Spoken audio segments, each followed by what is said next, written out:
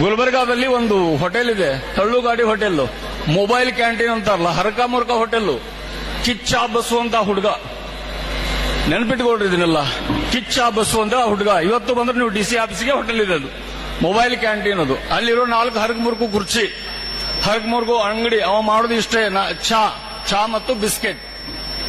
ಇದ್ರ ಮೇಲೆ ಜೀವನ ಕಟ್ಟಿಕೊಂಡಿದ್ದಾನೆ ಅವನು. ಅದ್ರ ಮೇಲೆ ಬರೆದಿದ್ದಾನೆ, ಅವನ ಅಂಗಡಿ ಮೇಲೆ ಒಂದು ಸ್ಟೇಟ್ಮೆಂಟ್ ಬರೆದಾನೆ. ಸುಮಾರು ಜನ ಅದನ್ನ ಫೋಟೋ ತಕೊಂಡು ಹೋಗ್ತಾರೆ.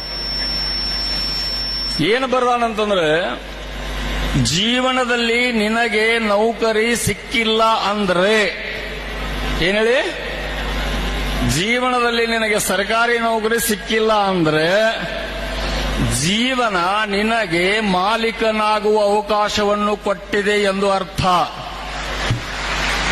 ಜೋರಾಗಿ ಚಪ್ಪಾಳೆ ಬರಲಿ ಈ ಸ್ಟೇಟ್ಮೆಂಟ್ಗೆ, ನನ್ನ ಮಾತಿಗೆಲ್ಲ. ಇದನ್ನು ನೀವೆಲ್ಲರೂ ನೆನಪಿಟ್ಕೋಬೇಕು.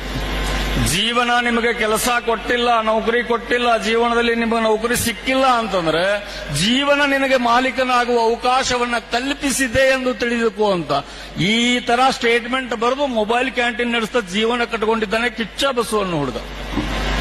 ಕಲಿತ ವಿದ್ಯಾರ್ಥಿಗಳಿಗೆಲ್ಲ ನೌಕರಿ ಸಿಗಕ್ಕೆ ಚಾನ್ಸ್ ಇದೆಯಾ?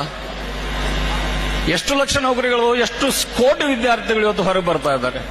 ಎಲ್ಲರಿಗೂ ಸರ್ಕಾರಿ ನೌಕರಿ ಸಿಗಕ್ಕೆ ಚಾನ್ಸ್ ಇದೆಯಾ?